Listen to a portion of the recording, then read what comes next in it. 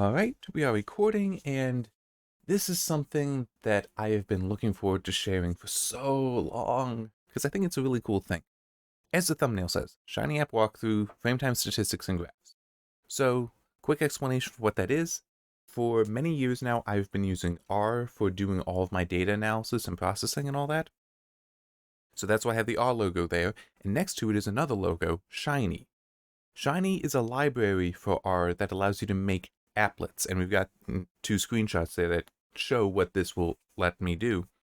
So with these applets, then it can load up this data and do the processing not in a web browser. You're viewing it in a web browser. It's being done on a server, or as I have it currently set up on the test system, it is being run locally, and that's what it looks like at the moment.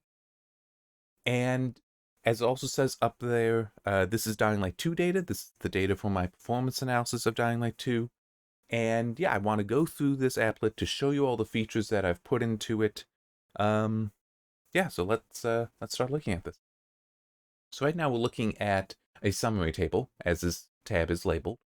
And this is for every single run that I did currently. It's all of the data, essentially. And it's currently in FPS, showing the mean, the 1% low, and the 99% high. For those of you wondering, why is 1% low greater than 99% high? Because the data I collect and how I work in it is actually frame time, which we can view right here. So we've got this control here.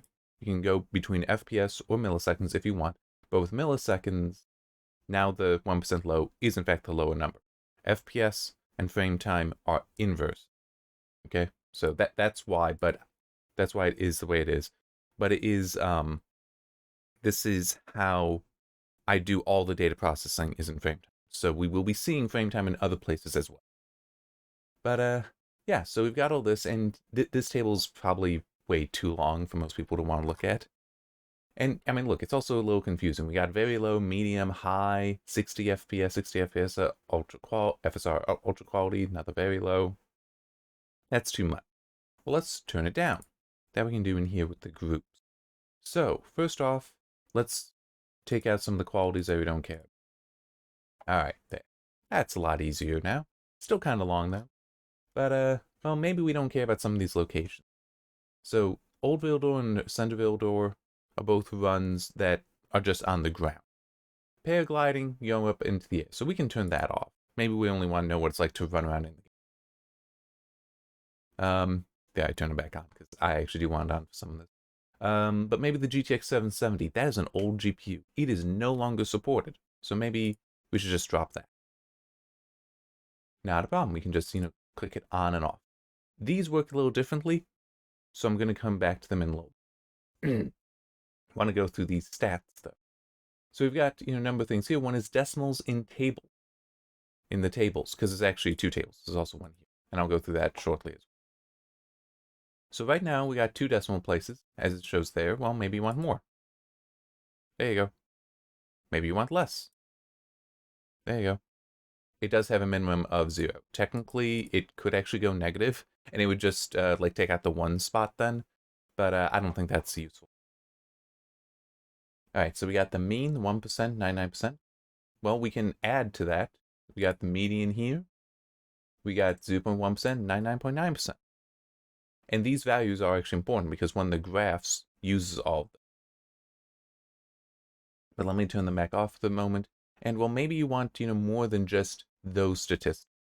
Maybe you want something a little bit more interesting, like say the upper quartile. There it is.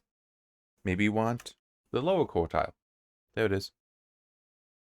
Maybe you'd like the lower third, but you also want to put it in with percent sign. There you go. Maybe you want to separate with a comma instead of just a space. That works too. It took some time to try to make sure that this would take logical entries from people. So yeah, we got all that, and we can turn these off if we want, so that we're back to just this.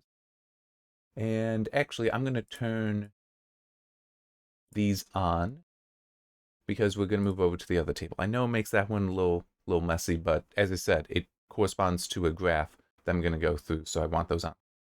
So now I've got this, which this is an FPS Targets Table. The idea is this column here, 60 FPS, This is telling you how much of the data was below 60 FPS. So for Vega 64 High, DirectX 11, and Old Villador, 4.37% of the data was below 60 FPS. Whereas down here for Center Villador, it was 26.97, and then for paragliding, it was 18.55. And yeah, that was all for DirectX 11. There's also the DirectX 12 data. Here, here, and then 60 FPS, I think, is, for most people, the most important FPS to have this kind of value for, to know how much time was spent below it. But, maybe you're somebody that you want 30 FPS. It's like, your GPU isn't necessarily going to handle that, or maybe you just figure 30 FPS is good enough. You can turn that on right there. Or maybe you're somebody that's like, no, I gotta have 90. I need to have 90 to be happy. There you go. Or maybe you're like, you know what? I just want to make sure it can beat 60. By a little bit. I want it at 65. And to be fair, that's legitimate. I have personally done it where I've set a game so that its limiter is actually at 65, not 60, because that gives you enough headroom to keep that very fluid gameplay. You bring it down to 60, and sometimes you get a little bit of that micro stutter where it just misses 60 a little. And just like the thing above it, you can put in more than one value, and it does like automatically sort there as well. So it will always be descending.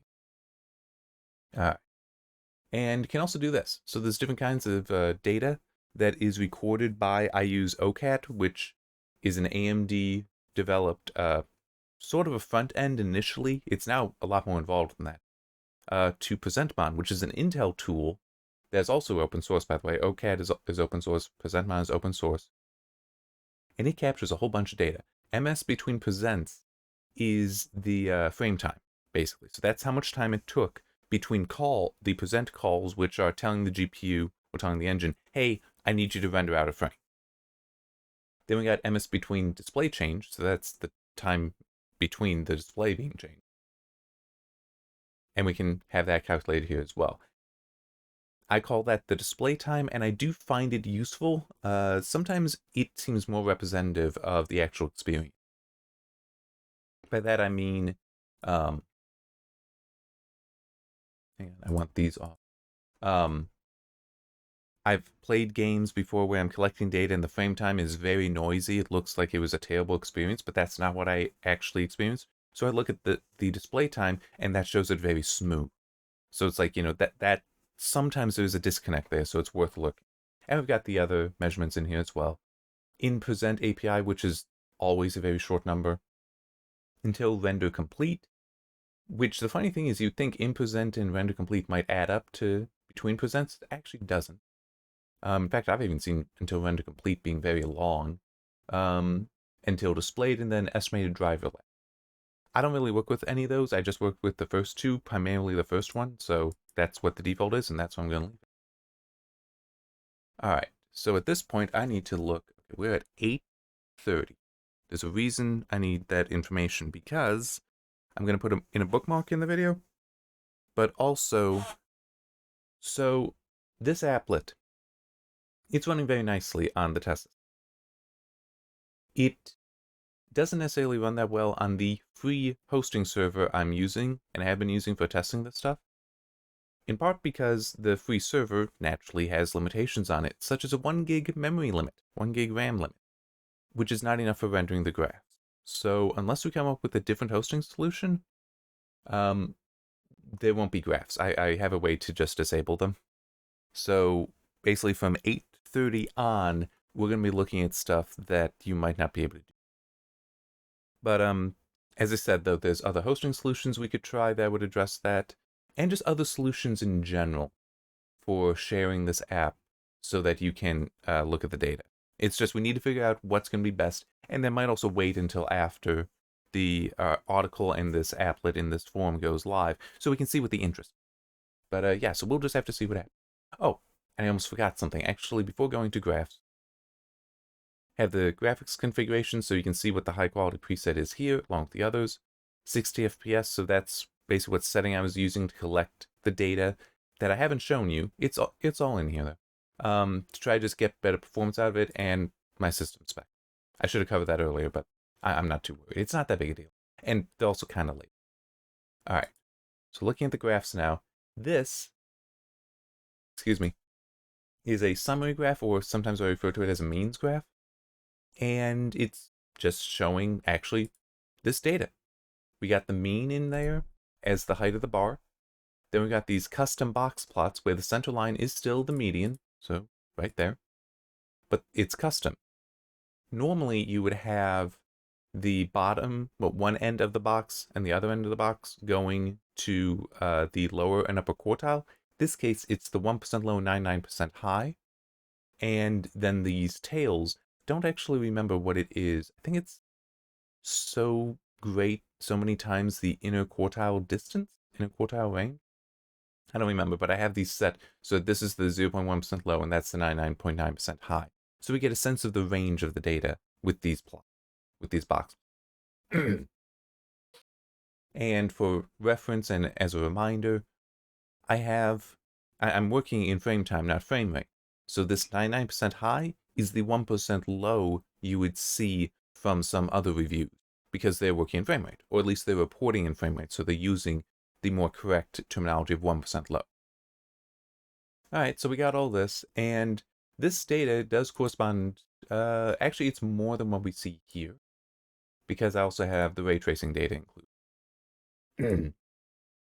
But if we wanted, we could turn that off. I'm not going to because it'll make the graph have to re-render all of the graphs, and it's just a little easier to leave it in at the moment. But you can just turn that off. If I hit apply selection, it will redraw this graph, dropping this row. If I were to drop DirectX 11, same kind of deal. It would lose this row. I could drop a GPU and it would just remove the column from it, the bar from it.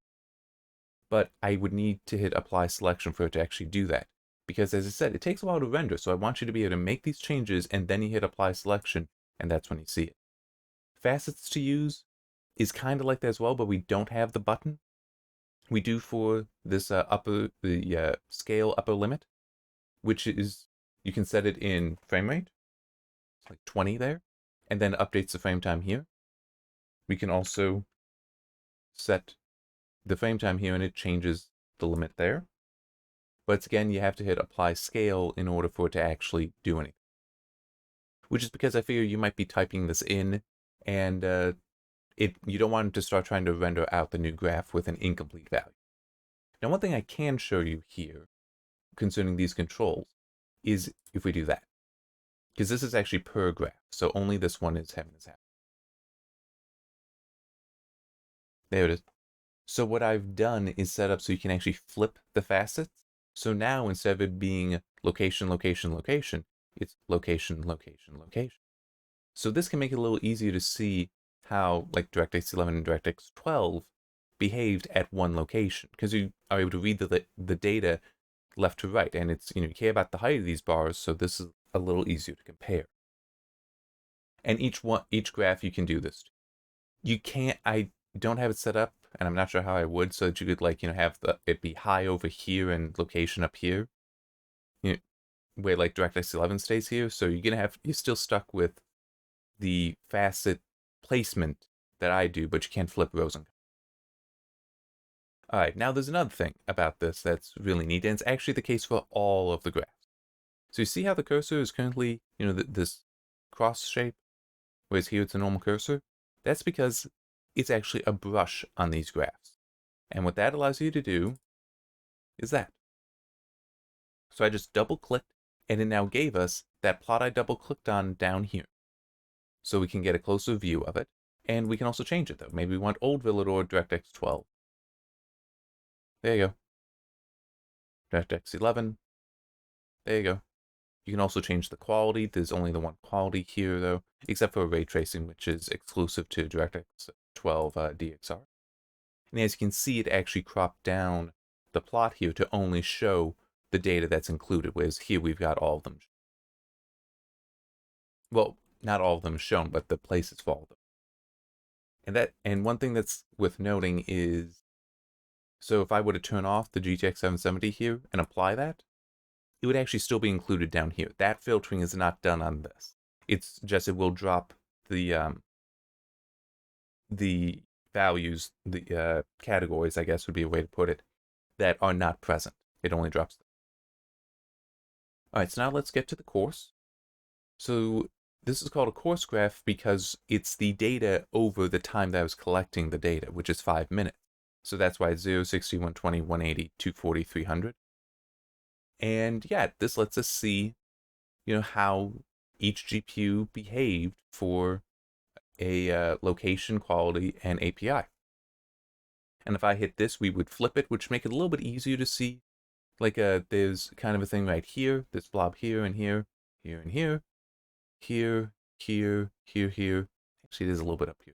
Here and here, here and here. If I flip this, it's going to take a while to re-render it because there's a lot of data here that it has to handle. But if I flip it, those will be a little bit easier to see because they'll line up at the same time, roughly, along a single column. Well, 2 columns because 2 AP. And just like the previous thing, though, double click. It's going to take a little bit.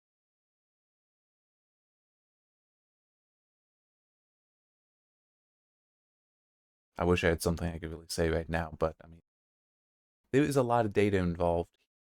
And even for a single run, it can be a fair amount of data. But yeah, I think, because I did look not that long ago. Okay, it's working. It was like 1.3 million rows, so that's how many points are here. Well, technically less because the 770 has been cropped, but it's a lot of data. So down here, this is the GTX 980 DirectX 12 High Center Villador data. Now it's plotted a little differently than we have up here, because this is points, and actually the points are mostly transparent, which is also part of the reason it takes so long to render. But I want them to be mostly transparent. It's 10% opacity, because that way you can get a sense of density just by looking at it. Here, though, it's a step graph, so the lines, it is a kind of line graph, only go horizontally and vertically to connect from one point to the next. And we also have this. So this table, it actually, well, the 2 tables there do obey the settings right here. So I could turn off those values. I could turn on the ones I added in. We can see that the ones I added in for the other are right there. It does not obey this, though. It follows this, the data type for the graph. Which, if I change that, it would re-render this whole plot, this whole graph, and this one. Now, there's a little bit more we can do here than just, get a closer look here. As you can see, we've got zoom start and zoom length, along with the setting the location, quality, API, and GPU. So let's say we want to look at the first 10 seconds. Set that there, and because it would have to re-render the graph, you have to hit the button. And now you can really see that we do have a step graph here, that it's horizontal, vertical, and so on. All right, well, that's nice. But, it's not always that easy to read exactly where we are here. So, yep, I'm trying to keep to the 980. Let's do that. So we're zooming in from 130 seconds for a length of 55 seconds. Almost said milliseconds. That would be silly. So the reason why I decided to be zoom length here instead of the zoom end is I think that will help, especially if you want to try to dial in, like say this right here, this point of stutter that is on so many of them. So that, it looks like, I'll probably go closer to even 150. Okay, and we can cut this down, certainly. 20. So there's a much closer look at this, and we could actually move it over even further. And here's something else we can do.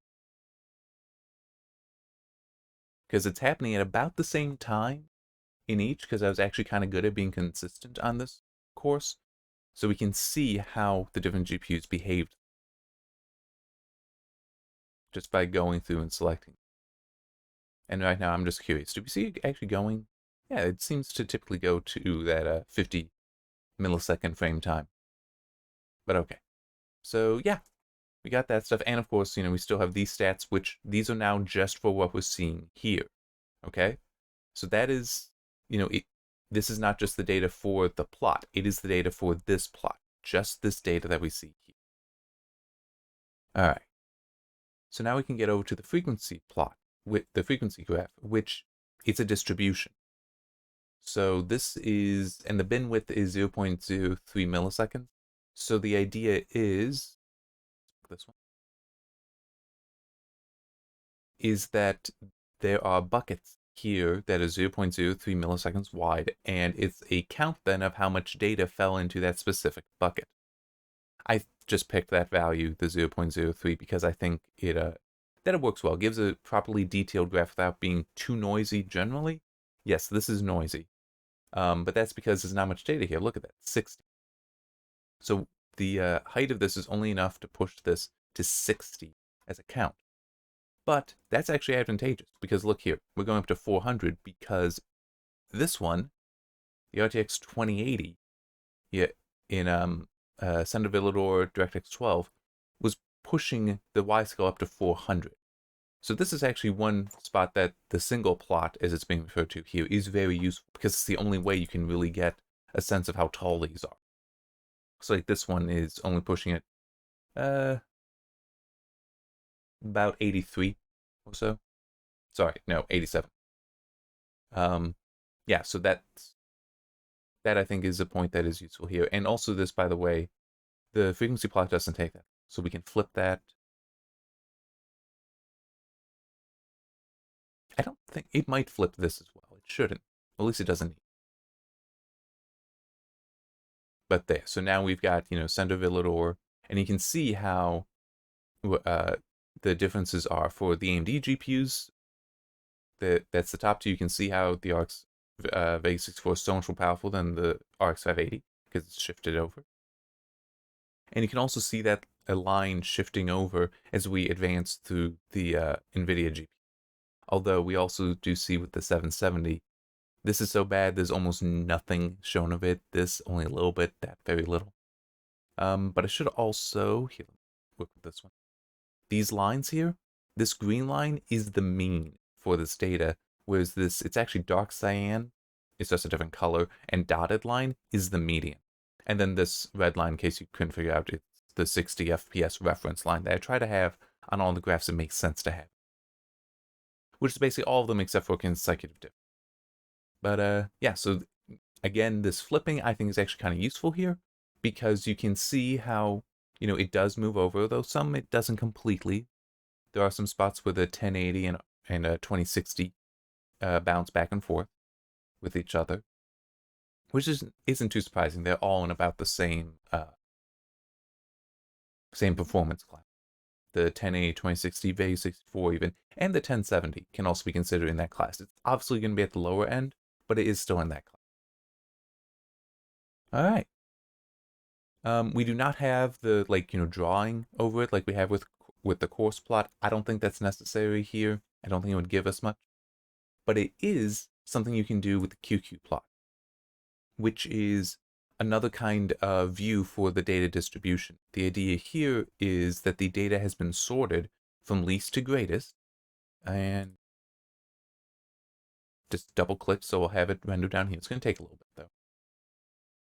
But yeah, so it's going from least to greatest, and the X scale here, what I'm showing here is percentiles.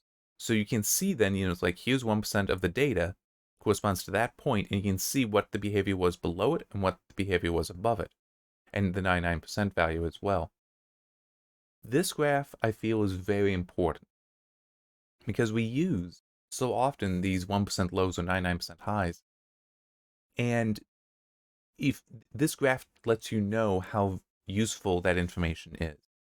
And once it renders the new one, it's actually funny, this seems to be going slower than it used to, but like a few days ago or last week, it seemed to be going a little bit faster. I'm not sure what the change would have been. It could also just be I'm imagining. But you can still see here, we'll just have a better view down there, and this stuff will change. Okay, so we're starting to get it. Yeah, so this is a table, not unlike the course one, but it's to tell us what the minimum and the maximum value is, along with the difference in percentile, well, along with the corresponding percentiles, and then the difference between. I think what it is doing, though, and it shouldn't be doing this, I'm not sure why it is it's actually trying to give us values for the entire data set. Okay. Which we don't want. because so that would be all of the data here, not just for one. But now we do have it for just the one. So the range is 58.12 milliseconds, and that's covering 99.91% of the data. Which, why isn't it 100%? Probably because there's some up here that's being cropped off. But anyway, the point I was getting to for why this graph is so important, here's the point that corresponds to 1% low, right? For a lot of other reviewers, because they are reporting in frame rate, I'm reporting in frame time. See this turn here and then this step? This is a turn towards outlier. So these are all outliers, and very uncommon, by the way. We're less than 1% of the data here, okay? Well, if this turn were to start over here, which it has happened, I have seen that in some games, that would make that 1% low value meaningless because it's an outlier. It lies outside the main body of the data. It's not telling us about the main body of the data. Now, fortunately, that's not the case here.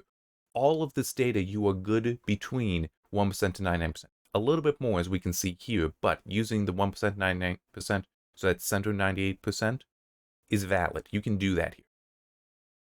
But it is helpful to be able to look here and check. Because, once you're at that turn, you're into data that doesn't represent the bulk of it. So maybe then 1% low isn't appropriate to you. You'd want to use the 2% low. In this case, though, you might actually be able to use something like the 0.7% low. It's like that might be here where you're still in the bulk of the data. And something that kind of helps is this green line, this green dotted line. All it's doing is connecting a point, well, the point from the 1% low to 99% high. It's just to help tell how smooth the data is here. It has no value past that. And it is helpful for some of them. I'm just trying to remember, do we have any that are really, really bad? Yeah, that one is. So you can see here, it's really far off. Technically, this is good that it's below the line, but it still is, you don't want such a high slope to this line. That's a bad. I'm going to set it back to 980, DirectX 12, center Villador, and we do need to change that. There. All right, so as I did say, with regards to the frequency graph, I didn't see a point to being able to brush on here. There is a purpose here, though. We want to be able to get a closer look at that data. At where the turn is. So we are right there. I'd actually kind of like to shift this down a little bit, though. 98.5, and update that. So there. So 98.5 over to, well, we're going to 99.95. But the maximum percentile is actually 99.82. That is actually being rendered here. And then the maximum value for that is 54.28. So that would be that. So, we can play around with these values to try to really dial in where is the edge for the data versus the outlier of the data. But we can definitely tell we're in outliers here because look, we have a difference of 1.31, but a value, so a frame time range of 15.20. That's very big. So yeah, 1%, the 99% high here, which is 1% low in frame rate, is good. But if you would go much further, it's useless. It would be useless. Oh, something worth noting, 1% low, 99% high, it's arbitrary. There's no actual science to that being picked. That's even true for statisticians. What is an outlier? It's kind of what they decide is. I mean, true. I mean, this kind of graph lets me know, okay, these are outliers. Here we're definitely turning towards outliers, but this definitely outlier. So you can say, I can say that because I've got this here, but it is also still arbitrary. And one other thing I should point out, which you can see it here, see how the distance between the points is increasing as we go from left to right? Well, if I looked over here, that would also be the case. We're now from right to left. This is a nonlinear scale, and I can really prove that by doing this. Okay, so you see we are covering 63.7% of the data right here. So 63.7% of the data that is in this run, the GTX 980 DirectX 12 high center Villador, there's 63.7% of the data there. If I grab this and I just move it over like that, there's now 0.77% of the data. Okay? So the nonlinearity can make it kind of hard to read, but it is a feature of the graph. Because generally, it's like, go back to the full graph here. You want, there isn't that much information. I mean, there's a lot of data, but not that much information in this center 98% as I have it marked. Because look, it's mostly flat and very smooth. So here, we want things spread out a bit more for the sub 1% low and super 99% high. Going above and below that, because that's where there's more information, that's where there's more detail. If we kept the same density, so if this were linear, then all this would basically be on top of each other, which wouldn't be helpful. We wouldn't be able to learn it. It does make it a little hard to read, but it is beneficial. Oh, and also these the theoretical lines, how I said it goes from 1% to 99%, we can actually change that up here. So we could make that 0.5 to 99.5, which I think we might be good on the high. The low I'm not sure about. Like doing that and it's staying within the bounds. I think that actually might be close, but I think we could do that. Here we can actually quickly see on this one.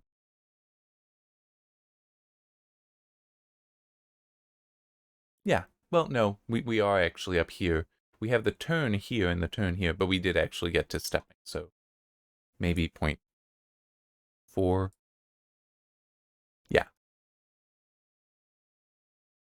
So that would redraw, well, the entire graph, all the graphs, which is why I don't want to hit the refresh QQ point. But it would redraw the line to then be from this point to that point, which will throw the slope off a little bit here. And we'll recalculate the slope values here as well. And for anyone wondering why they're not drawn here as well, the slope values, because the way that they're calculated and the way this filters down, not exactly compatible. And I'm not going to spend the time to get that working. You can read it up here, not easily, but you can read it up here. And you can also always just turn stuff down here so that these become larger. And also there's the whole, I don't know, the slopes are valuable, but I can't, so like, knowing it's 0.04, that's better than 0.11, but where the cutoff between what's good and bad, I don't know what that is. Yeah, now let's get to this last graph, consecutive difference graph, which is a weird graph. So I'm going to immediately grab a single version, a single plot down here that we can look at, because I think that will be helpful if I focus on just one to explain what it is. Because I am making this video not just for those who already have seen my articles, who've already seen my graphs, and potentially my article going through the graphs. This might be viewed by many people, so I want to explain. But the impetus for my making this graph is, at one point I saw somebody talking about the difficulty with trying to express stutter. It's like, yeah, that is true. It is kind of hard to express stutter. If we go back to the course plot, I mean, you can see it here, but how do you really measure that? And it's also when you're looking at a long run, how do you capture exactly what really represents stutter and how significant is it? Yeah, we've got all these outlier points up here. Those very likely would correspond to stuttering. But how big a deal is it? What's the real behavior there? It's hard to tell. And also just a course graph itself can be a little hard to read. It's informative, but it is a little hard to read. So that's why I made this graph. Because I just asked myself, okay, well, what is a stutter? I think a good definition for a stutter is a sudden change in the frame time. So that would be a sudden significant difference between consecutive frame times, hence consecutive frame time difference. So the way it works here is we've got a main blob here with, I have a heat map over it. I'm going to turn that off for now. Come on. It should be re-rendering. I'm not sure why I didn't gray it out. If I do that, that should force it to. This is acting a little weird right now. It's not done this. Even when I did another version of this video yesterday, it didn't behave this way and the code hasn't changed at all. Well, I can still work with this. But there's a blob of data here. That's what I call it, a blob. And the bulk of the data is in this. And yeah, maybe it's hanging trying to do something else. Because it does do things in sequence. So if I just gave it another action to do without realizing it, it might be doing that before it gets... Yeah, now we got to go. There we go. Okay, so this is the main blob of the data. And the way it works is, so this, as I said, this is the bulk of the data, but we have a point here, and it has an x and y value. The x value corresponds to that point's frame time. So let's use this one. So that's right at about 30 FPS. It has a negative y value, though, of about -7, -6. Let's say -7. So consecutive frame time difference, that's what that means. So if we add up its x value and y value, so I said it was -7, that would make it 26. So 33 minus 7, 26. That's the frame time of the next frame here. So that would put it around here. Not sure if it's up here or in the blob or not, but that's the idea. So we're looking to find stutter, looking for the points that are significantly positive or significantly negative on the y scale. Okay? So this wing here, this kind of wing here, but wing down here, those are bad to see. Truth be told, though, you basically always have wings. I mean, if you look, there isn't a plot here that doesn't have wings to some degree. It's a question of how much data is in them. Here, it doesn't actually look that bad. It's not great, especially since, at 30 FPS and below, this isn't going to be a good experience anyway. But the stutter is not necessarily that bad. Now, if we go to here, so this is with ray tracing, this is terrible. So we got the blob here, and actually if I turn on the heat map, you'll see it also, there's enough density here to draw the heat map there as well. But this cloud, that's terrible. So we got some data collected here, but this is all stutter. You are going to be feeling all of this. So yeah, that's a bad time. But let me see, that was the 2060. Let's go to the 2080 and set it back to just, regular rendering. Update single plot. So here, even the mighty 2080, we still have the wing here, the wings here, and a little bit back here. Not sure exactly what's up with that. But, so we still have this. So there is still some stutter, but so much of the data is right here that's not, that, this is what we really need to care about. And this is also why I have the heat. Because if we turn that off, you'll see it's just black. These points only have 10% opacity, but there's so much there that it just turns black and we don't have a sense of what's going on in there. Heat map gives us the density in there. So we can see it is densest right here, which is good. It's along the y equals 0 line. And we do have, some above and below. There's going to be some above and below. But being right at 0, that's good. So the closer you are to 0 here, the smoother the transition are. So the smoother the experience will be. You're going to get outliers, you're going to get stuttered. That's just part of video games. Sorry, but that's the reality of it. But this at least is still, it's looking pretty good. It's looking pretty good. And as you can see, we also have this heat map opacity that I haven't really messed with yet. Let's go to here. It's not so useful on the graph we were just looking at, but it is more useful here. So we turn that down, and you can get a sense then of what the data is that's hiding, because when it's fully opaque, you can't really see what the data is below it. So let's actually turn that down a little further. So you can see definitely up here and down here, it's not very dense. If we just turn off the heat map, yeah, there's density there, but it's still, this isn't like to a solid black. So yeah, this is pretty bad. But with the heat map opacity being controlled, we can get a good view of it. All right. Yeah, we're pretty good now. I can show you some of the neater stuff though. So this is flip, but we can do this. So this is just like, I wanted to show you that how this works. It's just like turning off groups here, which I actually didn't do, I just realized. So now we don't have location being considered here. So this is it doesn't update the graph down here. But this is now this graph, which is just telling us DirectX 11 and high for all the GPU. So if I come back to the table here, and we are in the table controls and turn off location. So now we're just seeing how the RX 580 performed for DirectX 11, DirectX 12, turn off ray tracing. Well, actually, no, we do get a sense of the ray tracing. But yeah, so that capability there can be recreated here as well by doing that. And of course, there is this, changing the display, changing to display time, changing the data being used. And we can also change this, and all this works on any of the graphs, except coarse graph you cannot turn off facet. I don't want you combining data that way. I don't think that it would be useful because you just have, points stacked on top of each other. That's kind of meaningless.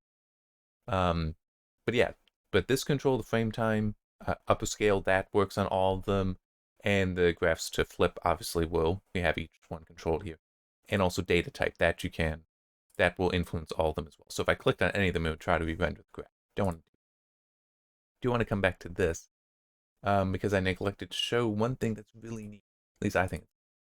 So currently, we're just getting a sense of how the GPUs performed with the different APIs. We can turn off when the API. So this is something I actually did for the performance analysis. Is look at that. Look at those values there for the RTX 2060 with the ray tracing on. And if you look at the values for the 980, they're kind of similar. There's 5 years separating the release of the 980 and 2060. You turn on ray tracing and back to 980 levels of performance. It's better for the 2080 though, because that you actually are going back to about the 1070. But yeah, that's just one of those things that I find useful for myself. And I hope you guys will as well. Anyone that gives this a look, just the whole, I don't care about the location, even though I just turned it on. We don't care about it. We want to just see overall how do they handle themselves, and there it is. Which, I mean, that can also be useful for, like just comparing how did a GPU handle DirectX 11 versus DirectX 12. Sometimes there are preferences, and I was finding that in this data, and this is something that helps me find all that. So, yeah. I hope you found this tool interesting. I've spent a lot of time working on it. And yeah, see you next time.